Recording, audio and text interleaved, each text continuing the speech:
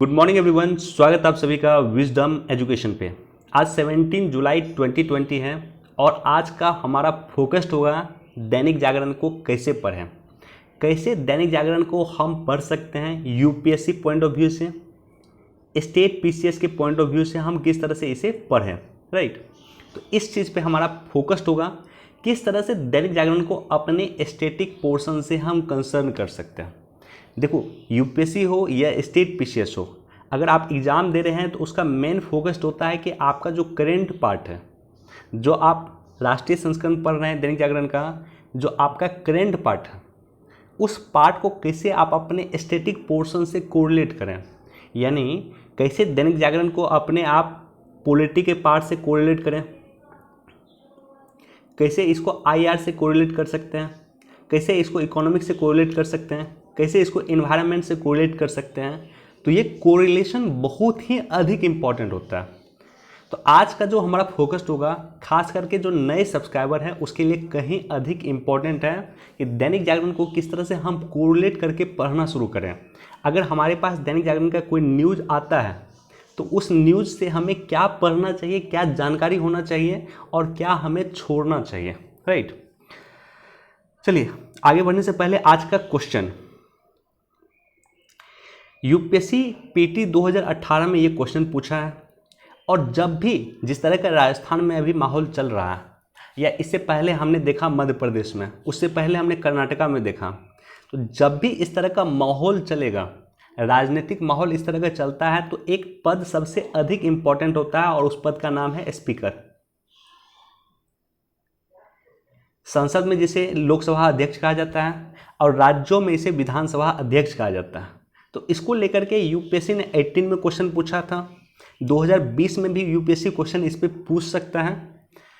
तो क्वेश्चन क्या है कि निम्नलिखित कथनों पे विचार कीजिए। पहला स्टेटमेंट है कि विधानसभा का अध्यक्ष यदि विधानसभा का सदस्य नहीं रहता है तो अपना पद रिक्त कर देगा। दूसरा स्टेटमेंट है, जब कभी विधानसभा का विघटन किया जाता है तो अध्यक्ष अपने पद से तुरंत रिक्त कर देगा। दोनों स्टेटमेंट में कौन सा सही है? देखो, ऑप्शन आपके ए है केवल पहला स्टेटमेंट सही है, ऑप्शन बी है केवल दूसरा सही है, ऑप्शन सी है दोनों स्टेटमेंट सही है और ऑप्शन डी है दोनों में से कोई सही नहीं है। तो इसका आंसर क्या होगा, ए, बी, सी या डी? निश्चित तौर पे कमेंट सेक्शन में हमें लिखें। वीडियो के आखिर में मैं डिस्कस कर दूंगा इसको लेकर के, और ये क्यों इंपॉर्टेंट है वो न्यूज पे हम डिस्कस करते हैं।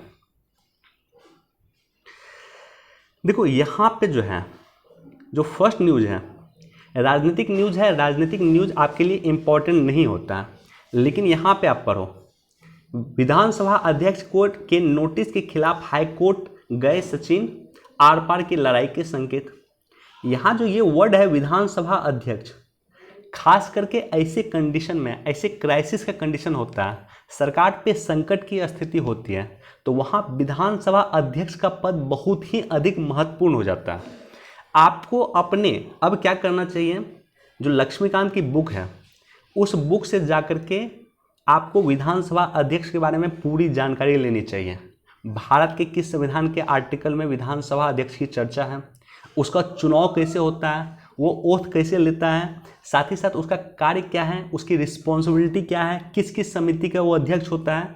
तो ये सारा का सारा इन्फॉर्मेशन आपको वहाँ से पढ़ना चाहिए, लेना चाहिए। और ये न्यूज़ बिल्कुल इंपॉर्टेंट नहीं है, लेकिन विधानसभा का चर्चा चुकी हुआ है।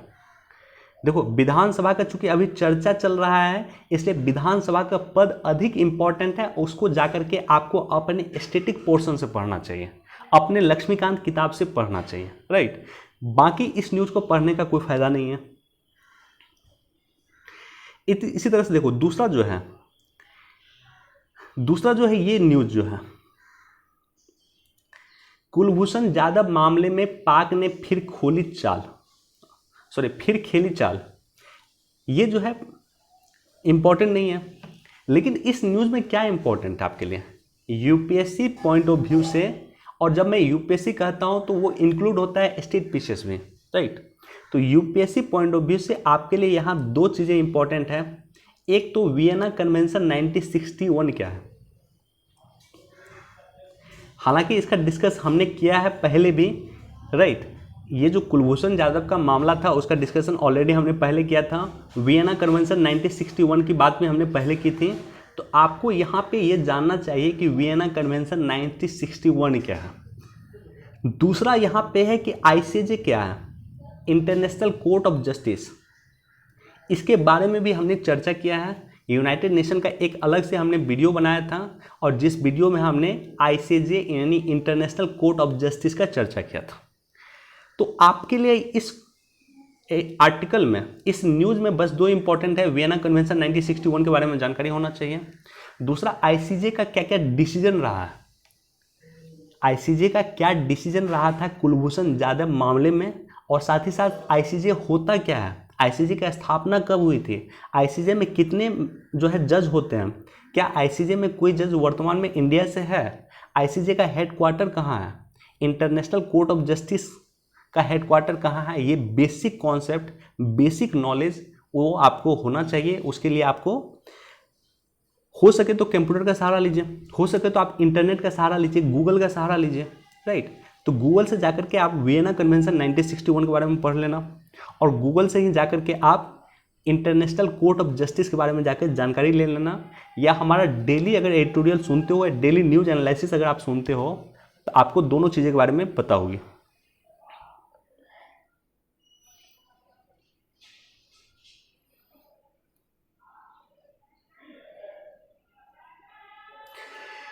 देखो ये जो मीटिंग है, आज यूएन आर्थिक सामाजिक परिषद को संबोधित करेंगे प्राइम मिनिस्टर मोदी।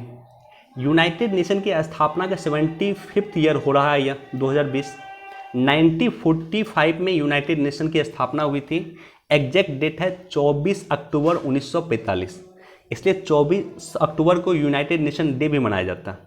देखो 24 अक्टूबर को यूनाइटेड नेशन डे मनाया जाता है, चूँकि इसी दिन यूनाइटेड नेशन की स्थापना हुई थी।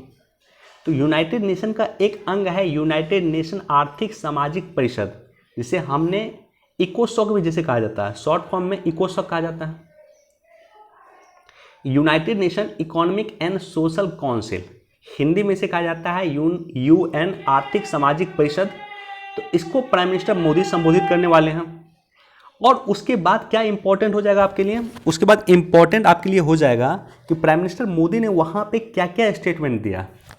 प्राइम मिनिस्टर का कभी भी स्टेटमेंट, कभी भी आपको प्राइम मिनिस्टर का अगर स्टेटमेंट होगा, बस वो पॉलिटिकल स्टेटमेंट ना हो, किसी रैली को अगर संबोधित कर रहे हैं, बीजेपी का मान लो किसी रैली को हमारे प्राइम मिनिस्टर अभी संबोधित कर रहे हैं, तो वो इंपॉर्टेंट नहीं होगा। अदरवाइज इस तरह के जो भी फोरम में वो बोलते हैं उनका स्टेटमेंट इंपॉर्टेंट होगा। कल क्या उन्होंने आज क्या चर्चा किया है, कल के न्यूज़ में आ जाएगा, और कल हम आपके साथ डिटेल से डिस्कस करेंगे कि प्राइम मिनिस्टर मोदी का क्या स्टेटमेंट रहा है Social Economic and Social Council में, UN Economic and Social Council में उनका क्या स्टेटमेंट रहा है और उसका क्या कंक्लूजन हो सकता है। कल हम इस पर डिटेल से चर्चा करेंगे। साथ ही साथ आपको इकोसॉक के बारे में पता होना चाहिए। यूनाइटेड नेशन के जो 6 महत्वपूर्ण अंग हैं, उस 6 महत्वपूर्ण अंग में एक आईसीजे है, इंटरनेशनल कोर्ट ऑफ जस्टिस है, दूसरा है इकोसॉक जिसे कहा जाता है हिंदी में यूएन आर्थिक सामाजिक परिषद, अंग्रेजी में कहा जाता है United nation economic and Social council. इसके बारे में जानकारी आपको होना चाहिए। हमारा वीडियो देख सकते हो, यूनाइटेड नेशन पे हमने एक डिटेल से वीडियो बनाया था जिसमें यूनाइटेड नेशन के सभी अंगों की हमने चर्चा की थी। आप जाकर के देख सकते हो, प्लेलिस्ट में आपको मिल जाएगा। अब देखो यहाँ पे उद्धव का बाघ रिजर्व क्षेत्र के बाहर से रेल लाइन निकलने का सुझाव। इंडिया में टोटल 50 टाइगर रिजर्व हैं। अब 50 के 50 तो आप याद नहीं कर सकते, इंपॉर्टेंट भी याद नहीं करना है, लेकिन वो टाइगर रिजर्व जो चर्चा में रहता है उसके बारे में आपको जानकारी होना चाहिए। और प्रत्येक वर्ष कम से कम एक टाइगर रिजर्व के बारे में यूपीएससी क्वेश्चन पूछ देता है। तो प्रत्येक वर्ष एक टाइगर रिजर्व के बारे में यूपीएससी क्वेश्चन पूछता है, और खास करके जो चर्चा में रहता है वो पूछ देता है यूपीएससी। यहां पे देखो कौन सा टाइगर रिजर्व चर्चा में, देखो यहां पे मैं जूम करके दिखा देता हूं, मेलघाट टाइगर रिजर्व। तो पहले तो आपको लोकेशन याद रखना चाहिए कि मेलघाट टाइगर रिजर्व कहां है। तो मेलघाट टाइगर रिजर्व आपको महाराष्ट्र में। चर्चा में क्यों है कि टाइगर रिजर्व के बाहर से रेल लाइन क्रॉस करने का सुझाव मांगे हैं महाराष्ट्र के चीफ मिनिस्टर। तो आपको मेलघाट टाइगर रिजर्व कहाँ है, महाराष्ट्र में है, ये जानकारी होना चाहिए। इसी तरह से एक और टाइगर रिजर्व चर्चा में था, बांदीपुर टाइगर रिजर्व। कहाँ पे है, तो कर्नाटका में बांदीपुर टाइगर रिजर्व है। वहाँ से भी टाइगर रिजर्व से किस तरह से रोड पास हो, इसके लिए चर्चा में था। इस तरह से इस वर्ष जो सेंसस जारी हुआ है, टाइगर जनगणना जो जारी हुआ है, उस जनगणना में 3 ऐसे टाइगर रिजर्व है जहाँ एक भी बाघ नहीं है। तो उसके बारे में भी जानकारी आपको होना चाहिए। देखो, टाइगर इस बार इसलिए इम्पोर्टेंट है, याद रखना, चूंकि टाइगर सेंसस जारी हुआ है इस बार। 2018 को जो टाइगर सेंसस है, अखिल भारतीय बाघ जनगणना 2018 जो है जारी कब हुआ है, इधर हाल फिलहाल में जारी हुआ। इसलिए यूपीएससी के लिए ये हॉट क्वेश्चन होगा। यूपीएससी निश्चित तौर पे क्वेश्चन पूछेगा इससे, स्टेट पीसीएस भी इससे क्वेश्चन पूछेगा ही पूछेगा। तो आपको जो ये चर्चा में टाइगर रिजर्व था, जिसकी चर्चा इस न्यूज़ में हमने किया, साथ ही साथ हमने चर्चा किया बांदीपुर टाइगर रिजर्व का, और 3 अन्य टाइगर रिजर्व हैं जिसमें एक भी टाइगर नहीं पाया गया। जिसमें एक है बुक्सा टाइगर रिजर्व, पश्चिम बंगाल में है, दूसरा है डंपा मिजोरम में है, और तीसरा है पलामू टाइगर रिजर्व, जहां एक भी बाघ नहीं मिले हैं। आपकी जानकारी के लिए मैं बता दूं, इंडिया का सबसे बड़ा टाइगर रिजर्व है ये पलामू टाइगर रिजर्व, जो झारखंड में है, और बावजूद इसके वहाँ एक भी बाघ नहीं है, एक भी टाइगर नहीं है। तो यूपीएससी आपको क्वेश्चन पूछ देगा बुक्सा के बारे में, डंपा के बारे में, पलामू के बारे में कि ये कहाँ पे है। साथ ही साथ बांदीपुर के बारे में पूछ सकता है कि कहाँ पे है। और साथ ही साथ जो ये पालघाट है, सॉरी ये क्या है, एक सेकेंड, हाँ मेलघाट टाइगर रिजर्व, इसके बारे में यूपीएससी पूछ देगा कि ये कहाँ है। तो आपको बेसिक जानकारी होनी चाहिए। साथ ही साथ कुछ एक्स्ट्रा नॉलेज मैं आपको बता दूं एक्स्ट्रा जानकारी के लिए, कि बाघ की जनगणना 2018 के अनुसार बाघों की जनसंख्या देश में हो गई है 2967। वनडे एग्जाम आपको पूछ सकता है कि बाघों की टोटल जनसंख्या देश में कितनी है, 2967, 2967। उसके बाद एक और इम्पॉर्टेंट फैक्ट याद रखना है कि सेंट पीटर्सबर्ग समिट, रशिया में ये जगह है, सेंट पीटर्सबर्ग समिट 2010, और उस समिट में 2022 तक बाघों की जनगणना दुगुनी करने का कमिटमेंट बहुत सारे देशों ने किया। और इंडिया 2022 से 4 वर्ष पहले यानी 2018 में ही इसको अचीव कर लिया। इंडिया में 2010 के कंपेयर में बाघों की जनसंख्या दुगुनी हो चुकी है। टारगेट हमारा 2022 का टारगेट था, और कब पूरा किया, 18 में ही हमने पूरा किया है। किस समिट में ये टारगेट लिया गया था, तो याद रख लेना, सेंट पीटर्सबर्ग समिट 2010 में इसमें टारगेट लिया गया था। टाइगर स्टेट कौन सा है, तो एमपी इस बार टाइगर स्टेट बना। जिस स्टेट में सबसे अधिक टाइगर हो उसे टाइगर स्टेट कहा जाता है। 2014 की जनगणना के अनुसार कर्नाटका को टाइगर स्टेट कहा गया था, और इस बार कर्नाटका से अधिक बाघ आपको मिला है एमपी में। तो इस बार जो है टाइगर स्टेट है एमपी, 526 बाघ है। तो ये बेसिक जानकारी है जो आपको टाइगर के बारे में होना चाहिए। अगर आप ये न्यूज़ पढ़ रहे हैं तो साथ ही साथ जाकर के कम से कम आपका जो एस्थेटिक बुक है, आपका जो इन्वायरमेंट का बुक है, वो बुक भी ज़रूर पढ़ें, और उसके बाद उस बुक में बाघों के बारे में ज़रूर पढ़ें। बाघों को लेकर के क्या क्या सबमिट हुआ हमने यहाँ पे चर्चा कर दिया है, और एक्स्ट्रा इन्फॉर्मेशन है तो वो ज़रूर देखें। साथ ही साथ जो इम्पोर्टेंट टाइगर रिजर्व है जो पूरे 1 वर्ष चर्चा में रहा है उसको ज़रूर देखें, उसी से यूपीएससी क्वेश्चन पूछता है। आपको बिल्कुल भी ज़रूरी नहीं है कि देश के 50 टाइगर रिजर्व का नाम आप जानकारी रखें, बिल्कुल ज़रूरी नहीं है।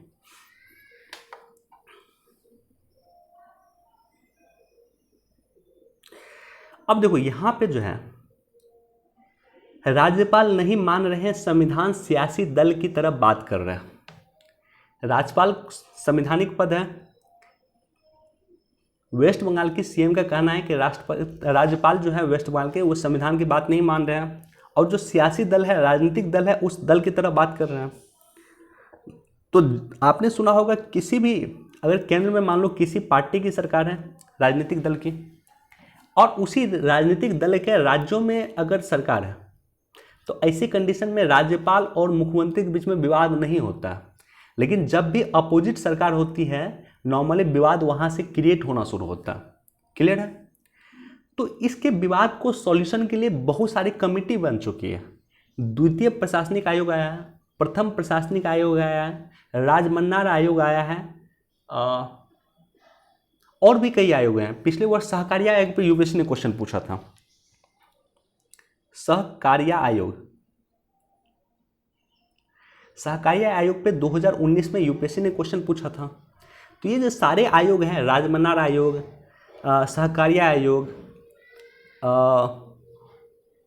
प्रशासनिक सुधार आयोग, तो इसमें राज्यपाल के बारे में क्या क्या चर्चा किया गया है, साथ ही साथ सुप्रीम कोर्ट का अगर कोई डिसीजन है जिसमें राज्यपाल के लिए चर्चा किया गया है तो उसको जाकर के जरूर देखें।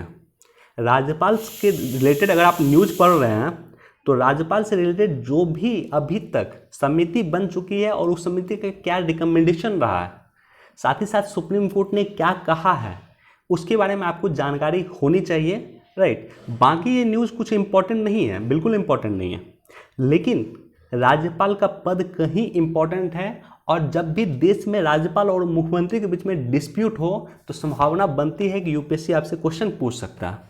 यूपीएससी क्वेश्चन ये नहीं पूछेगा कभी कि ममता दीदी ने क्या आरोप लगाया, यूपीएससी कभी नहीं क्वेश्चन पूछेगा, स्टेट पीसीएस कभी क्वेश्चन नहीं पूछेगा। क्वेश्चन पूछ देगा कि राज्यपाल से रिलेटेड पूछ देगा आपको भारत के संविधान के किस आर्टिकल में राज्यपाल का प्रावधान है।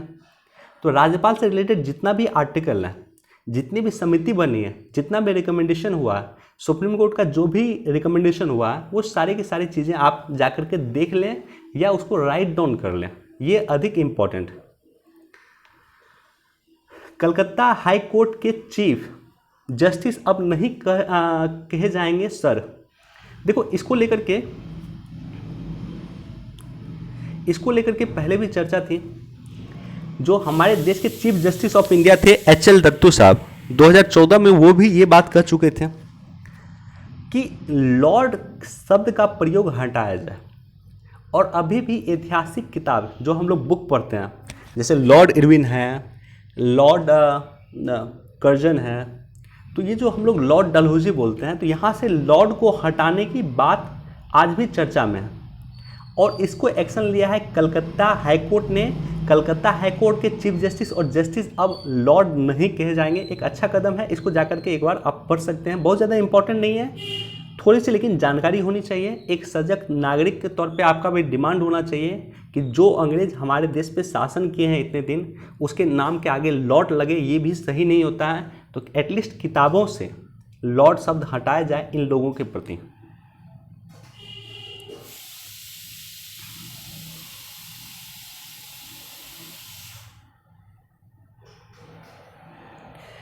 देखो यहाँ पे आत्मनिर्भर भारत के लिए अहम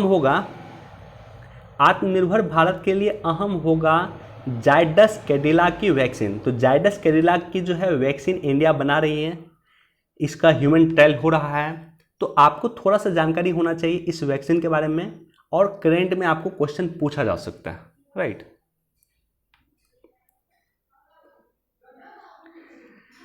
बिहार के भागलपुर में बनेगा देश का सबसे लंबा पुल।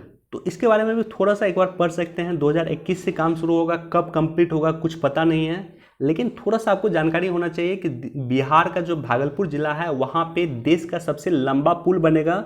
और लगभग इसकी डिस्टेंस जो होगी, आई गेस, एक सेकेंड, 24 किलोमीटर की होगी। तो देश का सबसे लंबा पुल जो बनेगा वो बिहार के भागलपुर में बन रहा है, जिसका डिस्टेंस 24 किलोमीटर होगा। जानकारी होना चाहिए, अधिक इंपॉर्टेंट नहीं है।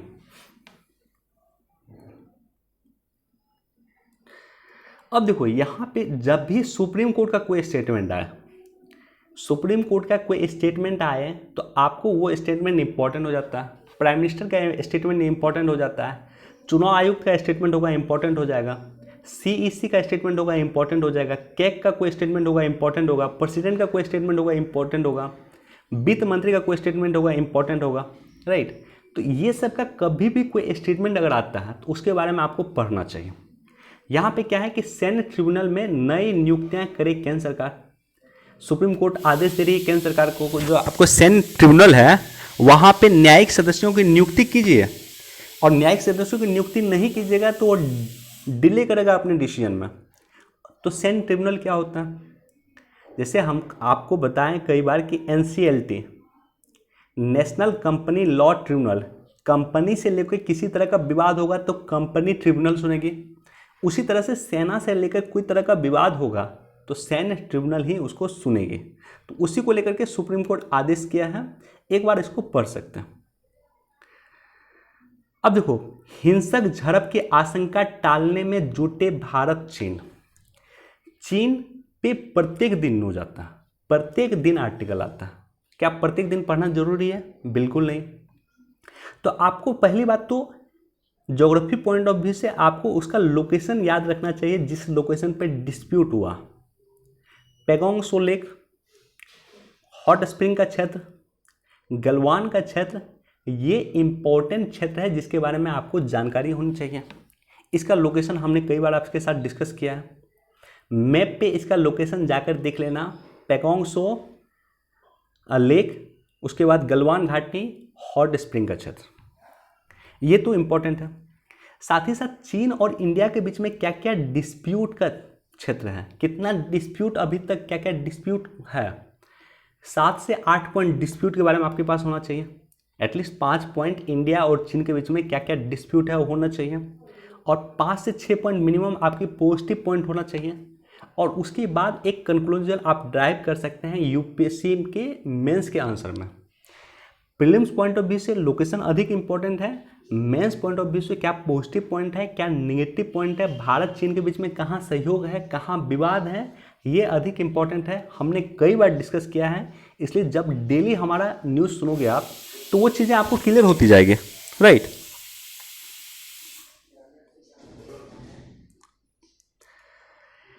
देखो, नए आर्थिक ढांचे की दस्तक बहुत ज़्यादा इंपॉर्टेंट नहीं है, इसको लेकर के चर्चा इतिहास से किए हैं राइटर जो है। देखो, आधुनिक मानव की जब शुरुआत हुई थी उसे होमो सेपियन कहा जाता था, और उसके बाद जो है 1000 वर्षों तक ये जो है कृषि अर्थव्यवस्था कायम रही है। तो किस तरह से इकोनॉमिक ग्रोथ हुआ है होमो सेपियन से लेकर के वर्तमान तक, और कोविड के बाद क्या क्या होने वाला है उसकी चर्चा राइटर ने किया है। तो एक बार जो जाकर इसको पढ़ सकते हैं, बहुत ज़्यादा इंपॉर्टेंट नहीं है, लेकिन आपको ये कॉन्सेप्ट क्लियर होना चाहिए कि कोविड के बाद एक अलग दुनिया होगी, राइट। कोविड के जैसे हम लोग बोलते हैं कि द्वितीय विश्व युद्ध के बाद एक अलग दुनिया है। द्वितीय विश्व युद्ध के बाद हमने देखा है कि यूनाइटेड नेशन की स्थापना हुई है, कई चीज़ें बनी है द्वितीय विश्व युद्ध के बाद। तो उसी तरह से अब आने वाले समय में जब कोविड समाप्त हो जाएगा, कोरोना वायरस समाप्त हो जाएगी, तब हम बोलेंगे कि एक नई दुनिया में हम प्रवेश किए हैं। तो वहाँ पे क्या क्या अपॉर्चुनिटी है हमारे पास।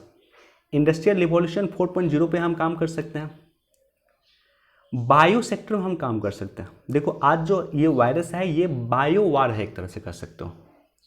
चीन ने एक वायरस बनाया है जो जिसका अभी तक इल्ज़ाम चीन पे लगता है, मैं कंफर्म नहीं कर सकता हूँ, लेकिन मान के चलो कि आने वाले समय में ये चीज़ें डेवलप होगी कि एक कंट्री एक वायरस बनाएगा और किसी माध्यम से वो दूसरे कंट्री में स्प्रेड कर देगा जिसमें उसकी दुश्मनी होगी। तो ऐसे कंडीशन में कोई फिजिकल वार नहीं होगा, बम का प्रयोग नहीं होगा, बस एक वायरस उस देश में फैला देगा, राइट। और इस तरह से वार का सिचुएशन होगा आने वाले समय में। तो ये सारी की सारी चीज़ें, नई टेक्नोलॉजी आने वाले समय में कोविड के बाद आएगी, इसको लेकर के राइटर ने चर्चा किया है। खास करके ये जो अंतिम पैराग्राफ है इसको जाकर के जरूर एक बार पढ़ना आप यहाँ पे।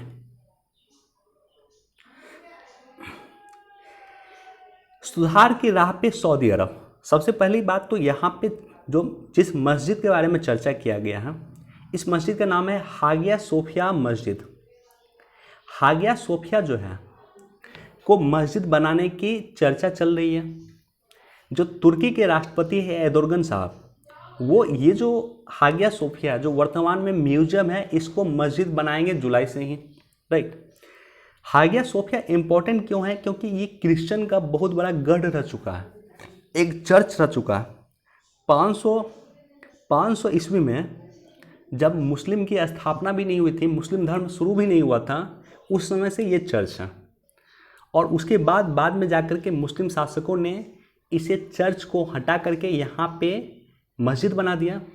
और जो तुर्की के पहले राष्ट्रपति थे मुस्तफ़ा कमाल पाशा, वो इसको फिर जो है उन्होंने देखा कि इसका 1500 वर्ष का इतिहास है, इसलिए उन्होंने क्या किया है कि इसे एक म्यूजियम बना दिया। जो जगह पहले मस्जिद पहले चर्च था, उसके बाद मस्जिद बना, उसको उन्होंने मुस्तफ़ा कमाल पाशा ने, एक लोकतांत्रिक व्यक्ति थे, एक धर्मनिरपेक्ष व्यक्ति थे, उन्होंने इसे म्यूजियम बना दिया था। और वर्तमान के राष्ट्रपति एर्दोगन साहब फिर जो है जा रहे हैं किस पे, फिर बैक जा रहे हैं, फिर उस म्यूजियम को ये मस्जिद बना रहे हैं। तो यहाँ पे राइटर का जो इम्पोर्टेंट कहना है कि जहाँ सऊदी अरब इम्प्रूव कर रहा है, सऊदी अरब जो मुस्लिम मेजोरिटी देश है, जहाँ पे मुस्लिम रूढ़िवादिता थी, वो रूढ़िवादिता से अलग होके इम्प्रूव कर रहा है। वहीं तुर्की जो है फिर रूढ़िवादिता की तरफ बढ़ रहा है, मुस्लिम रूढ़िवादिता की तरफ तुर्की बढ़ रहा है। तो देखो अरब देश जो है वहाँ पे एक कॉन्सेप्ट चलता है, इस आर्टिकल से बियॉन्ड मैं आपको बता देता हूँ कि आखिर सऊदी अरब ऐसा क्यों कर रहा है। कि अरब देश में एक कॉन्सेप्ट चलता है जिसका नाम है white oil white oil. White oil क्या है, इसको अगर आपने समझ गया, आप समझ जाओगे इसको, तो आपको जितने भी जितने भी अरब कंट्री हैं, भले ही वो यूएई हो, भले ही वो सऊदी अरब हो, ओमान हो, उसका कॉन्सेप्ट आपको क्लियर हो जाएगा। जैसे आप देख रहे होगे वर्तमान में कि यूएई एक होप मिशन ला रही है, HOP। यूएई का होप मिशन जो है मार्स मिशन है, मंगल मिशन है। इसी तरह से सऊदी अरब बहुत सारा काम कर रही है, उसके मूल में वाइट ऑयल कॉन्सेप्ट है।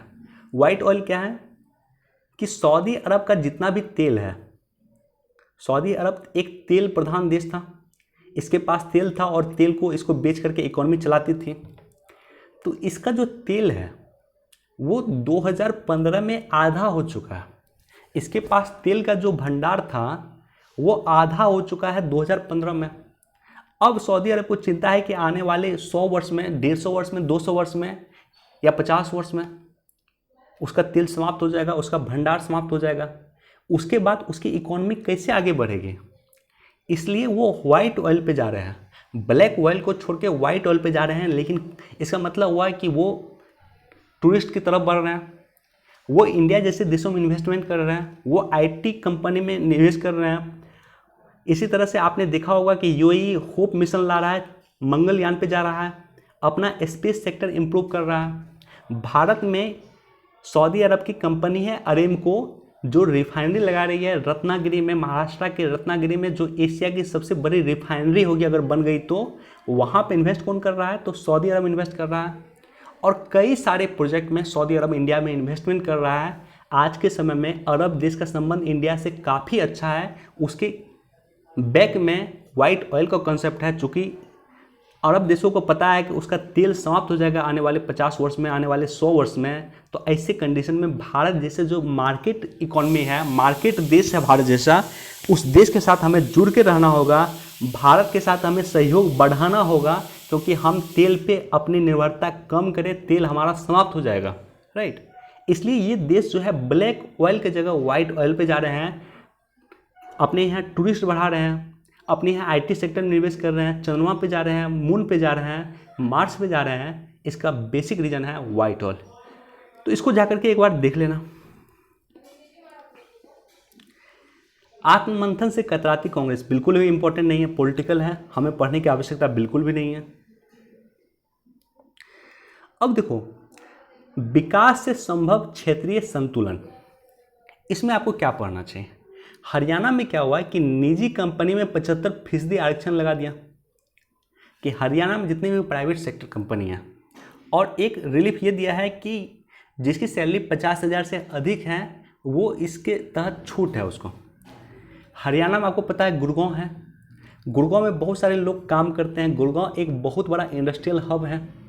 तो ऐसी कंडीशन में इस तरह का अगर आप रणनीति लाते हैं, राज्य में रणनीति लाते हैं कि 75% स्थानीय युवा ही वहाँ पे काम करेगा,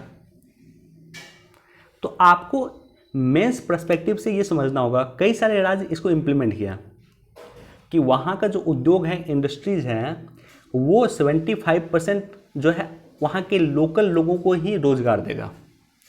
तो मेंस पॉइंट ऑफ व्यू से इसका क्या क्या पॉजिटिव पॉइंट है ये देखना होगा, और क्या क्या नेगेटिव पॉइंट है। 4 से 5 इसका पॉजिटिव पॉइंट और 4 से 5 इसका नेगेटिव पॉइंट आपको जानकारी होना चाहिए। तो इसको एक बार इस रूप में आप पढ़ सकते हैं। देखो 3 साल से नहीं बदले एमएसएमई के आंकड़े, उठने लगे सवाल।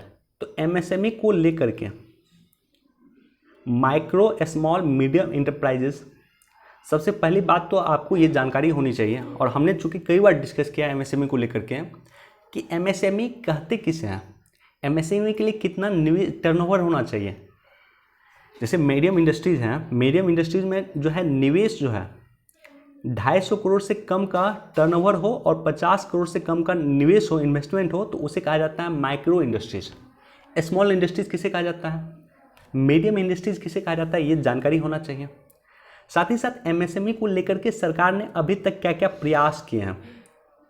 अगर आप हमारा डेली एनालिसिस सुन रहे हो तो हमने कई बार आपसे डिस्कस किया है कि एमएसएमई को लेकर के सरकार ने क्या क्या प्रयास किए हैं, कौन कौन सा पोर्टल सरकार लॉन्च आई है या कौन कौन सा सरकार प्लान लेकर आई है, उस पर हमने डिटेल से डिस्कस किया है। ये आपको जानकारी होनी चाहिए।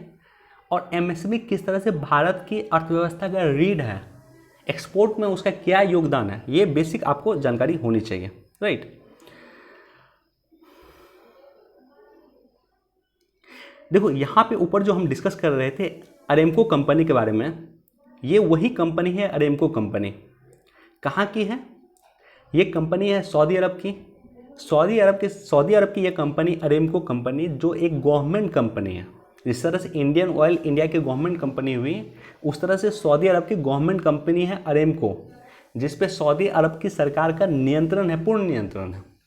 ये कंपनी इंडिया की रिलायंस के साथ मिल करके एशिया की सबसे बड़ी रिफाइनरी बनाने वाली है, महाराष्ट्र के रत्नागिरी में। उसको लेकर के चर्चा है, दोनों के बीच में डिस्प्यूट है, कुछ विवाद है, कुछ नेगोशिएशन हो रहा है। होने दीजिए, बेसिक आपको जानकारी होना चाहिए। अरेमको कंपनी रिलायंस के साथ मिल करके रत्नागिरी में एशिया की सबसे बड़ी रिफाइनरी खोलने वाली है।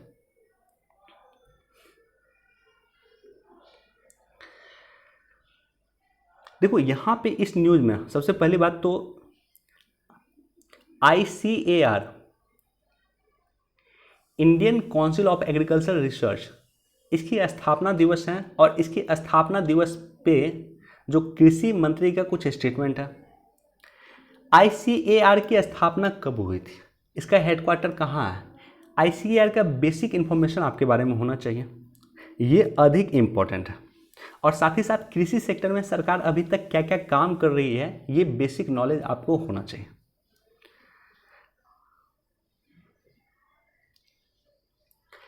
देखो यहाँ पे जो है डॉट ने गेल और OIL को AGR बकायदा छोड़ा।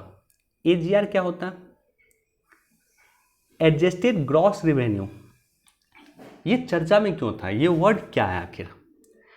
देखो जब स्पेक्ट्रम डिस्ट्रीब्यूशन की बात आई थी, मैं थोड़ा आपको बेसिक लेकर चलता हूँ, 2000 के आसपास, 2003 के आसपास, जब स्पेक्ट्रम डिस्ट्रीब्यूट किया जा रहा था, बांटा जा रहा था, तो वैसे कंडीशन में बहुत सारी कंपनी स्पेक्ट्रम बंटवारे में भाग ली। और इन कंपनी ने सरकार से रिक्वेस्ट किया कि आप हमें एक काम कीजिए, जो स्पेक्ट्रम है, स्पेक्ट्रम आप हमें दे दीजिए, और हम जो पैसा कमाएंगे उस पैसा के माध्यम, जो पैसा कमाएंगे वो आपका स्पेक्ट्रम का कॉस्ट हम चुका देंगे। तो कंपनी ने सरकार से जो है क्या मांगा, स्पेक्ट्रम मांगा, और सरकार को कहा कि अगर हम पैसा कमाएंगे तो आपको चुका देंगे। तो उसके बाद सरकार बोली कि चलो ठीक है, हम आपको स्पेक्ट्रम देते हैं, आज जब पैसा कमाओगे तो मुझे चुकता कर देना। उसके बाद ये कंपनी क्या की, जो बहुत सारी टेलीकॉम कंपनी है, वोडा हो गया, रिलायंस हो गया, एयरटेल हो गया, ये कंपनी क्या की कि इन्होंने दो तरह से इनकम कमाना शुरू किया। तो एक तो है टेलीकॉम इनकम, एक non telecom income. Telecom income में क्या होता था कि जैसे कॉलिंग करते हैं, जैसे मान लो मैसेजिंग करते हैं, तो उससे जो इनकम जनरेट होता है वो टेलीकॉम इनकम होता है। नॉन टेलीकॉम इनकम क्या होता है, जैसे टेलीकॉम कंपनी बहुत सारी सर्विस आपको देती है, इंश्योरेंस आपको देती है, बहुत सारी सर्विस देती है, तो वो जो है नॉन टेलीकॉम इनकम हुआ। तो ये कंपनी जब सरकार पैसा मांग रही थी कि आप हमें स्पेक्ट्रम का कॉस्ट दे दें, तो ये कंपनी जो है शो कर देती थी अपना बैलेंस शीट, जिसमें टेलीकॉम इनकम में ये लॉस शो कर देती थी कि हमें टेलीकॉम सेक्टर में लॉस हो रहा है। सरकार को भी लगता था कि अगर ये कंपनी बोल रही है कि हमें टेलीकॉम सेक्टर में लॉस लग रहा है, तो लॉस लग रहा होगा। उसके बाद सरकार ने क्या किया, जांच किया, अगर ये कंपनी को लॉस लग रहा है तो ये कंपनी सर्वाइव कैसे कर रही है। तो उसके बाद सरकार के जांच में सरकार ने पाया कि भले ही ये टेलीकॉम सेक्टर में लॉस कर रही है, लेकिन नॉन टेलीकॉम सेक्टर जो है उसमें काफ़ी अधिक प्रॉफिट हो रहा है इनको। ठीक है, नॉन टेलीकॉम जो सेक्टर जिसमें ये कंपनी काम कर रही है, टेलीकॉम कंपनी काम कर रही है, जिसमें कई तरह का आपको इंश्योरेंस देती है, कई चीज़ें देती है, कई तरह की सर्विस देती है, उसमें काफ़ी अधिक प्रॉफिट हो रहा है। और ये कंपनी को ओवरऑल मिला दिया जाए दोनों इनकम तो काफ़ी प्रॉफिट हो रहा है। बावजूद इसके कंपनी स्पेक्ट्रम अदा नहीं कर रही है कि कंपनी का कहना है कि टेलीकॉम सर्विसेज में उसको लॉस हो रहा है। तो मैटर गया सुप्रीम कोर्ट, और सुप्रीम कोर्ट ने कहा कि आपको जो टोटल रेवेन्यू मिल रहा है, टोटल जो फायदा हो रहा है टेलीकॉम सेक्टर और नॉन टेलीकॉम सेक्टर दोनों से मिला के, आप उससे जो है कंपनी सरकार का स्पेक्ट्रम का कॉस्ट दें। और इसे कहा गया एडजस्टेड ग्रॉस रेवेन्यू AGR, यानी आपको जो भी प्रॉफिट हो रहा है टोटल प्रॉफिट, सिर्फ कॉलिंग से और सिर्फ मैसेजिंग से प्रॉफिट लॉस नहीं, टोटल प्रॉफिट जो हो रहा है, जितना भी सर्विस आप दे रहे हैं, ओवरऑल सर्विस जो दे रहे हैं आप, उस सर्विस से जो भी आपको प्रॉफिट हो रहा है उस प्रॉफिट के आधार पे आप स्पेक्ट्रम का कॉस्ट चुकाएं और जल्द से जल्द चुकाएं। और ना सिर्फ सुप्रीम कोर्ट ने ये कहा, बल्कि कुछ सुप्रीम कोर्ट ने रिस्ट्रिक्शन भी लगाया था, कुछ सुप्रीम कोर्ट ने पेनल्टी भी इन कंपनियों पर लगाया था, खास करके वोडाफोन और एयरटेल पे, राइट। तो उम्मीद करता हूँ कि AGR का कॉन्सेप्ट क्या है आपको क्लियर हो गया होगा। और इस तरह से AGR लगातार चर्चा में है, पिछले 1 वर्ष से मैं लगातार देख रहा हूँ AGR चर्चा में है, इसलिए आपको AGR के बारे में बिल्कुल जानकारी होनी चाहिए।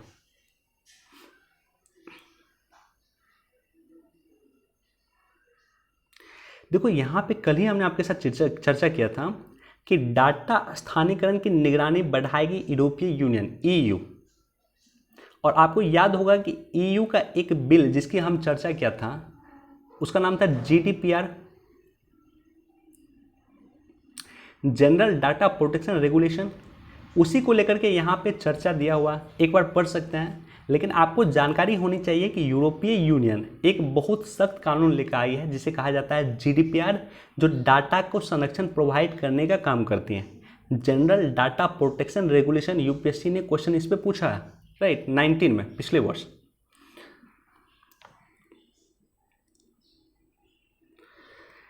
देखो ये माइक पोम्पियो का स्टेटमेंट, अमेरिका के विदेश मंत्री हैं, तो आपको थोड़ा सा जानकारी होना चाहिए और इसको भी आप पढ़ सकते हो, बहुत ज़्यादा इंपॉर्टेंट नहीं है लेकिन आपको थोड़ा सा जानकारी होना चाहिए।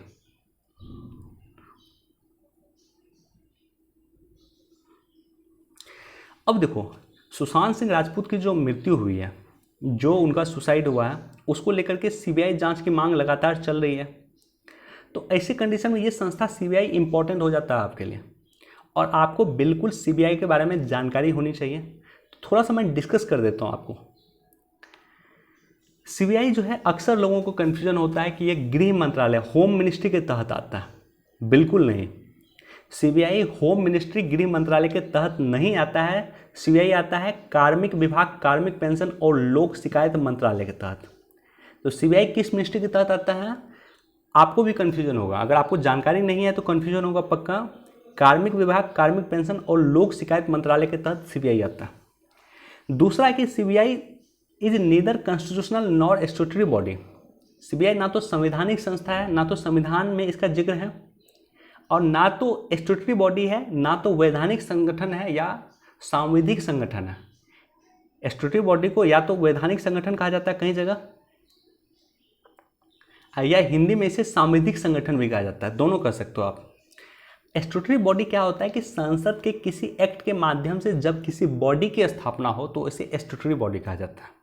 जैसे आपको NGT, national green tribunal, central pollution control board CPCB, ये सारी की सारी स्टैट्यूटरी बॉडी हैं, यानी सांविधिक संगठन है। CBI ना तो सांविधिक संगठन है ना संवैधानिक संगठन। तो इसको किस एक्ट से शक्ति मिलता है, यानी ये कैसे रेगुलेट होता है, तो ये रेगुलेट होता है दिल्ली स्पेशल एस्टेब्लिशमेंट एक्ट से ये शक्ति प्राप्त करती है। यानी इस एक्ट के माध्यम से ये किसी जगह छापे कर सकती हैं, किसी व्यक्ति पे एक्शन ले सकती हैं। दिल्ली स्पेशल एस्टेब्लिशमेंट एक्ट के द्वारा इसे शक्ति मिला हुआ। 1 अप्रैल 1963 को प्रस्ताव के माध्यम से इसकी स्थापना हुई, और जो इंटरपोल है, उसका सहयोगी इंडिया में अगर कोई संगठन है तो वो सीबीआई है। सीबीआई इंडिया में इंटरपोल का सहयोगी संगठन के रूप में काम करती है। इतना बेसिक इन्फॉर्मेशन आपको सीबीआई के बारे में होना ही चाहिए। अक्सर आपको यूपीएससी फंसा देगा यहाँ पे कि सीबीआई एक संवैधानिक संगठन है या सीबीआई एक सांविधिक संगठन है, या यूपीएससी आपको ये ऑप्शन दे देगा कि सीबीआई गृह मंत्रालय के तहत आता है। तो यहाँ पे आप कंफ्यूज नहीं होंगे, इसलिए आपको बेसिक नॉलेज होना चाहिए।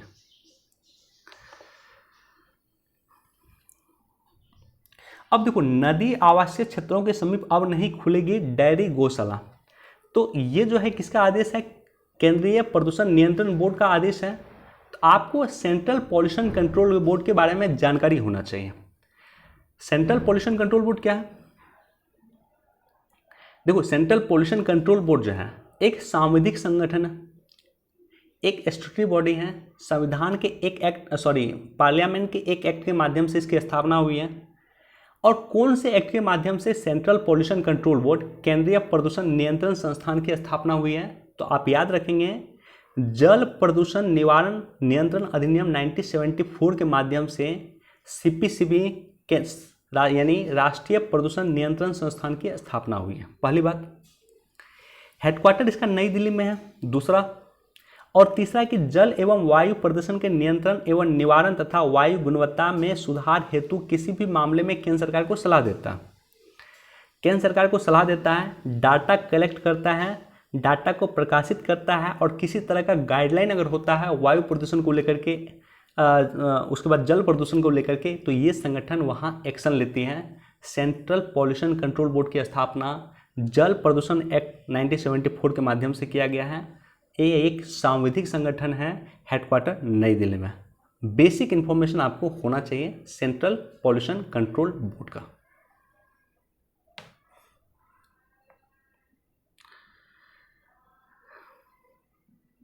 इसके बारे में भी देख सकते हैं। यहां पे जो चर्चा है, सोलर ऑर्बिटर प्रोब मिशन, सूरज का एक चित्र लेकर के भेजा है। तो सोलर ऑर्बिटर प्रोब मिशन की आपकी जानकारी होनी चाहिए। चलिए क्वेश्चन पे मूव करते हैं। देखो, यहां पे जो हमने चर्चा किया, चूंकि विधानसभा अध्यक्ष का पद इंपॉर्टेंट था, यूपीएससी ने क्वेश्चन पूछ दिया था 18 के प्रीलिम्स में, यूपीएससी 2020 में भी क्वेश्चन पूछ सकता है। तो क्वेश्चन क्या था कि पहला स्टेटमेंट देखो, विधानसभा का अध्यक्ष यदि विधानसभा का सदस्य नहीं रहता तो अपने पद को रिक्त कर देगा। विधानसभा का अध्यक्ष जैसे ही विधानसभा के सदस्य नहीं होगा, अपना पद बिल्कुल रिक्त करेगा। ऑप्शन ए बिल्कुल सही है। दूसरा देखो, जब कभी विधानसभा का विघटन होता है तो अध्यक्ष अपने पद से तुरंत रिक्त कर देगा। बिल्कुल गलत है। क्यों गलत है? जैसे मान लो कि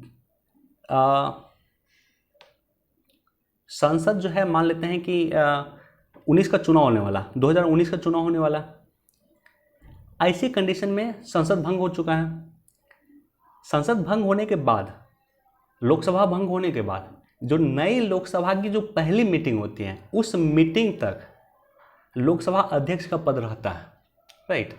तो जब कभी विधानसभा भंग होगा तब अध्यक्ष का पद तुरंत समाप्त नहीं होता, बल्कि जो नया विधानसभा गठित होगा उसकी जो पहली मीटिंग होगी, उस मीटिंग से पहले तक विधानसभा के अध्यक्ष का पद रहता है, राइट। तो दूसरा स्टेटमेंट बिल्कुल गलत है, पहला बिल्कुल सही है। ऑप्शन इसका आंसर ए हो जाएगा। बाकी इसके बारे में आपको जानकारी होना चाहिए। आज हमने बेसिकली डिस्कस किया है कि दैनिक जागरण को कैसे पढ़ना चाहिए, और खास करके जो नए सब्सक्राइबर हैं, नए लोग हैं, उसके लिए आज का दिन काफ़ी इंपॉर्टेंट था, आज का न्यूज़ काफ़ी इंपॉर्टेंट था। हमारा फोकस इसी पे था कि आखिर दैनिक जागरण को किस तरह से पढ़ना चाहिए और किस तरह से आप कोरिलेट करके इसको पढ़ सकते हैं। तो वीडियो अच्छा लगा है तो सबसे पहले लाइक कर दें, अपने दोस्तों के साथ, कलीग के साथ शेयर कर दें, और चैनल सब्सक्राइब नहीं किया है तो सब्सक्राइब कर दें। बहुत बहुत धन्यवाद। Thank you so much.